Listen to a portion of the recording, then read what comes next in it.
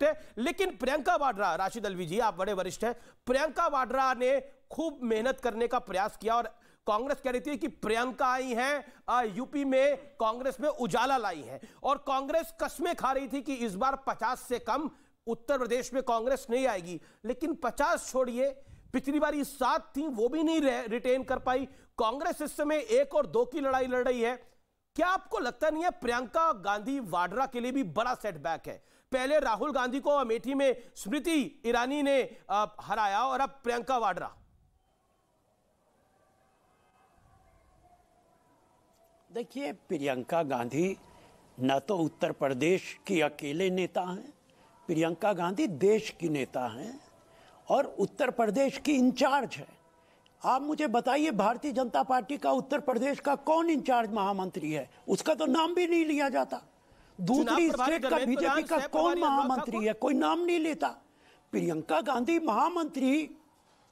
महामंत्री इंचार्ज हैं। ये चुनाव प्रियंका गांधी वर्सेस योगी नहीं था, प्रियंका मदद कर रही थी। हमारा संगठन यूपी में कमजोर है और संगठन मैं पहले मान रहा हूं, यूपी के अंदर हमें बहुत उम्मीद बिल्कुल नहीं थी। प्रियंका गांधी की मेहनत में कहीं कोई कमी नहीं थी। प्रियंका गांधी मदद किसकी कर रही थी? यूपी को तो उन्होंने अपनी प्रयोगशाला बनाया था, यूपी में वो लगातार मेहनत कर रही थी। वो पहले यूपी गई तो अमेठी में राहुल गांधी जी निपट गए, उसके बाद वो उत्तर प्रदेश में आई और पूरी कमान उन्होंने संभाली तो रायबरेली और अमेठी में इस बारी एक को सीट नहीं आई। आप कह रहे हैं कि प्रियंका गांधी वाड्रा मैं मान रहा हूं वो उम्मीदवार नहीं थी। प्रियंका जी देश की बड़ी नेता है, लेकिन उत्तर प्रदेश भी बड़ा प्रदेश है और देश का ही प्रदेश है। प्रियंका गांधी वाड्रा अगर महासचिव थी और प्रभारी थी तो जिम्मेदारी प्रियंका वाड्रा की कितनी बनती है? अमित शाह प्रभारी थे 2014 में तो अमित शाह ने 72 सीटें जितवा के दी। जेपी नड्डा प्रभारी थे 2019 में, उन्होंने 62 सीटें 64 सीटें जितवा के दी। तो जिम्मेदारी तो तय होती है ना। प्रियंका वाड्रा मैदान में उतरी और खाली हाथ झोली। सवाल यह है, देखिए प्रियंका गांधी सिर्फ उत्तर प्रदेश नहीं गई, वो पंजाब भी गई, वो उत्तराखंड भी गई, वो दूसरी स्टेट के अंदर भी गई। ये चुनाव कोई प्रियंका गांधी वर्सेस नहीं था, ये तो उत्तर प्रदेश का जो कांग्रेस पार्टी का संगठन वर्सेस योगी था। और उत्तर प्रदेश में हम कमजोर हैं, उत्तर प्रदेश में हम कमजोर हैं। सुधांशु जी कुछ कहना चाह रहे हैं? हमारा संगठन कमजोर है जी। कांग्रेस के कुछ नेता, उनके ट्वीट आए हैं, वो कह रहे हैं कि कांग्रेस को सिरे से सोचना पड़ेगा। Okay, Sudhanshu ji BJP member of parliament. एक ही पंक्ति में कहना चाहूंगा, अमित जी याद करिए जब ये कहा था प्रियंका गांधी जी ने कि 40% हम महिलाओं को देंगे उत्तर प्रदेश में, तो हम लोग कहते थे पंजाब में और उत्तराखंड में क्यों नहीं देंगे? तो कहते थे वो यूपी के हैं, यूपी की बात करिए, वहां की बात ना करिए। और अब देखिए कितनी सुविधा की राजनीति हो जाती है कि राशिद अल्वी जी अचानक कह रहे हैं वो तो उत्तराखंड भी गई, पंजाब भी गई, वहां भी गई और कहीं पर भी राष्ट्रीय स्तर की नेता है, बड़ी नेता है प्रियंका जी। बात नहीं की केवल यहाँ के लिए, यूपी उनके लिए दूर की कौड़ी है, वो बड़ी नेता है, राष्ट्रीय स्तर दिखाते हैं। इसीलिए मैं कह रहा हूं, जब राष्ट्रीय स्तर का नेता प्रदेश में आकर दोहरा चरित्र दिखाता है कि उस राज्य में जहां फटक चंद गिरधारी ना लुटिया ना थारी है, वहां पे आप सोचेंगे कि खाली थाली दिखाकर बहनों की ताली लपेट बटोर लेंगे, तो ऐसा नहीं होने वाला था। इसीलिए आपकी जवाबदेही विश्वसनीयता के ऊपर इतना बड़ा संकट आया। शरद राव पवार ने बोला कांग्रेस को सोचना पड़ेगा और सोर्सेज के हवाले से यह कहा जा रहा है कि हिंदुत्व वाला बयान जो राहुल गांधी का था उसने लुटिया डुबोई है पूरी तरह से उत्तराखंड में और यूपी के अंदर। क्विक टेक आपका इस पे संजय कुमार जी, क्या आपको लगता है कांग्रेस पार्टी अभी भी एनालाइज नहीं कर रही, अभी भी रियलाइज नहीं कर रही? बिल्कुल अमीश, मुझे नहीं लगता है कि कांग्रेस गंभीरता से सोच रही है, लेकिन जिस बात का आप जिक्र कर रहे थे, एक स्टेटमेंट से इतनी बड़ी हार हो जाएगी पार्टी की, ऐसा नहीं मैं मानता। पार्टी का तो कोई जनाधार था ही नहीं यूपी में तो उनके चुनाव जीतने की कोई संभावना नहीं थी। उत्तराखंड में मुझे लगता है प्रधानमंत्री मोदी के कामकाज के लिए बढ़ चढ़कर लोगों ने वोट किया।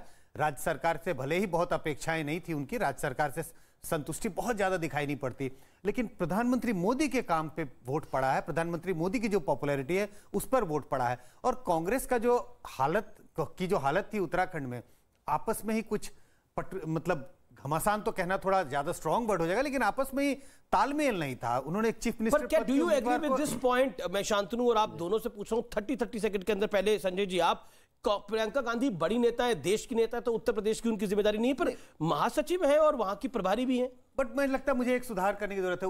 वो देश की बड़ी नेता है कांग्रेस पार्टी की, देश की बड़ी नेता नहीं, मैं ऐसा नहीं मानता, कांग्रेस की बड़ी नेता है। जी, कांग्रेस की बड़ी नेता। आज तक ना तो विधायक का चुनाव लड़ी है, ना वो सांसदी का चुनाव लड़ी है। एक डिबेट में किसी प्रवक्ता ने पूछा उनसे कि क्या वो चुनाव लड़ेंगी, तो उन्होंने कहा अरे ये तो बहुत छोटा चुनाव है, वो तो देश की नेता। अगर आप एमएलए का चुनाव जो योगी आदित्यनाथ लड़ रहे हैं, जो 5 बार के सांसद रहे हैं, तो वो लड़ सकते हैं। प्रधानमंत्री मोदी लड़े, अमित शाह लड़े। अभी तक ऐसा लगता है कि Priyanka Gandhi just flirting with politics, कि थोड़ा जाएंगे, थोड़ा चुनाव लड़ेंगे, फिर वापस दिल्ली के घर आ जाएंगे। तो मेरे ख्याल से ऐसे जब अमित शाह, नरेंद्र मोदी, योगी आदित्यनाथ जैसी फुल टाइम पॉलिटिक्स है, तो आप ऐसा फ्लर्ट नहीं कर सकते पॉलिटिक्स। एक बात तो ममता बनर्जी ने कही थी कि कांग्रेस के जो बड़े नेता हैं वो पार्ट टाइम पॉलिटिक्स करते हैं। राशिद अल्वी, क्या आपको लगता है कि अब आपको कोई सीरियसली नेशन वाइड भी विपक्षी दल नहीं ले रहा, चाहे वो शरद राव पवार हो, चाहे वो ममता बनर्जी हो?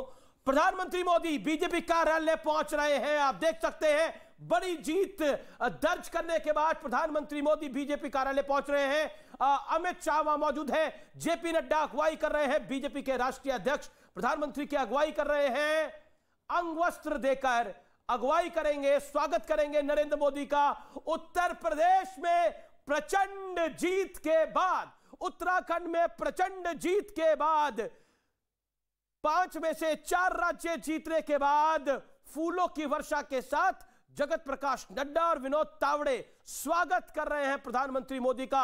अमित शाह, राजनाथ सिंह वहां मौजूद हैं।